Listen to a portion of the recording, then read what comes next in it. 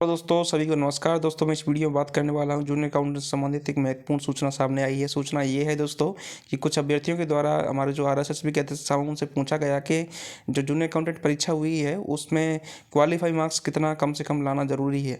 तो उन्होंने इस चीज़ का जवाब भी तुरंत दिया है। उन्होंने बताया कि दोस्तों पेपर फर्स्ट और पेपर सेकेंड में अब दोस्तों देख सकते हैं जो जनरल और OBC EWS MBC कैटेगरीज हैं उनके लिए पेपर फर्स्ट और पेपर सेकंड में क्या क्राइटेरिया रहने वाला है। वो क्राइटेरिया ये है दोस्तों कि दोनों पेपर में कम से कम 35% मार्क्स लाना ज़रूरी है और दोनों को मिला करके 40% लाना ज़रूरी है। यानी कि दोस्तों आपके अगर 40% टोटल मार्क्स बन रहे हैं उससे या उससे ऊपर बन रहे हैं और एक पेपर में आपके 35% मार्क्स नहीं आ पा रहे तो आप उसके लिए क्वालिफाई नहीं कर पाएंगे।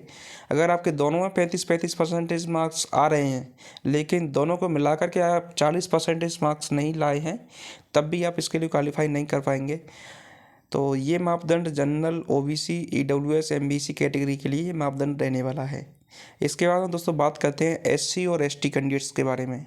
तो SC और ST कैंडिडेट्स के लिए 5% का रिलैक्सेशन बोर्ड के द्वारा दिया गया है। जो मापदंड general OBC EWS MBC category के लिए 35% और 40% का था वो इनके लिए 5% कम करके जो प्रत्येक पेपर में 30% लाना ज़रूरी है। उसके बाद में दोस्तों दोनों को मिला करके 35% लाना ज़रूरी है।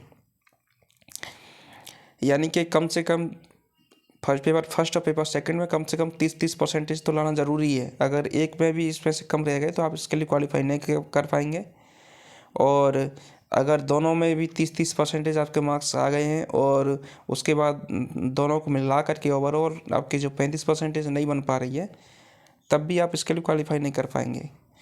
और इसके बाद हम दोस्तों बात करते हैं EASM यानी एक्स सर्विसमैन कैंडिडेट्स जो है उनके लिए बोर्ड के द्वारा 10% का रिलैक्सेशन दिया गया है।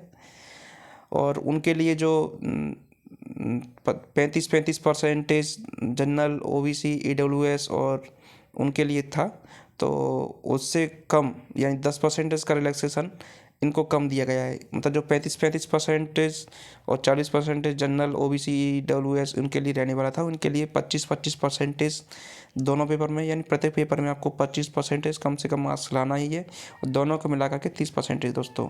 यानी प्रत्येक पेपर में आपको 25% कम से कम, एक में भी अगर आपके 25% से कम रह गए ओवरऑल आपके 30% से ज़्यादा भी बैठ रहे हैं तब भी आप इसके लिए क्वालिफाई नहीं कर पाएंगे। और दोनों में अगर आपके 25% मार्क्स आ भी गए और ओवरऑल आपके 30% मार्क्स नहीं बन रहे हैं तब भी आप इसके लिए क्वालिफाई नहीं कर पाएंगे दोस्तों।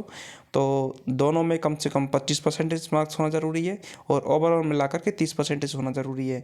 तो ये क्राइटेरिया ESM यानी एक्स सर्विसमैन का रहने वाला है दोस्तों। और तीनों के मैंने आपको बता दिया है EWS OBC और जनरल इन सब के MBC इन सब कैटेगरी लिए 35% और 40% इसका क्राइटेरिया है। SC ST कैंडिडेट के लिए 30 और 35% इसका क्राइटेरिया है। प्रत्येक पेपर में 30 और दोनों को मिलाकर 35।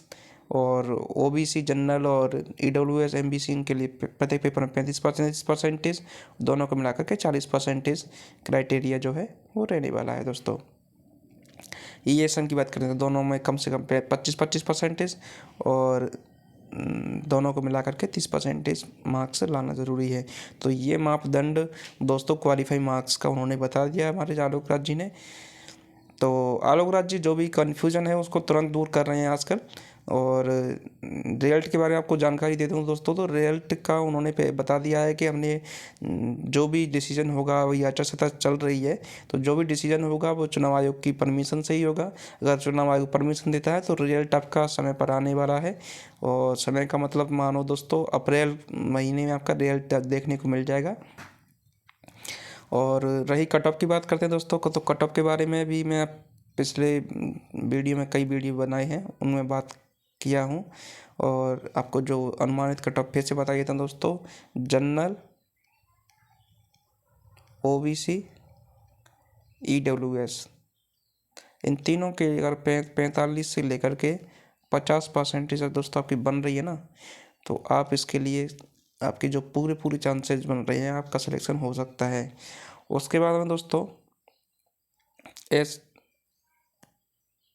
SC और ST दोनों कैंडिडेट्स के लिए दोस्तों 40 से लेकर के 45% में आपकी कट ऑफ बन रही है। तो आप इसके लिए एलिजिबल तो है ही, आपका सिलेक्शन भी हो सकता है दोस्तों। सिलेक्शन के पूरे चांसेस हैं। और महिला कैंडिडेट की बात करें दोस्तों, तो महिला कैंडिडेट के लिए आप थोड़ा 1-2% कम मान सकते हैं। तो ये मैंने आपको कट ऑफ बता दी दोस्तों। आपको वीडियो अगर अच्छा लगा हो तो चैनल को सब्सक्राइब करें, वीडियो को शेयर करें।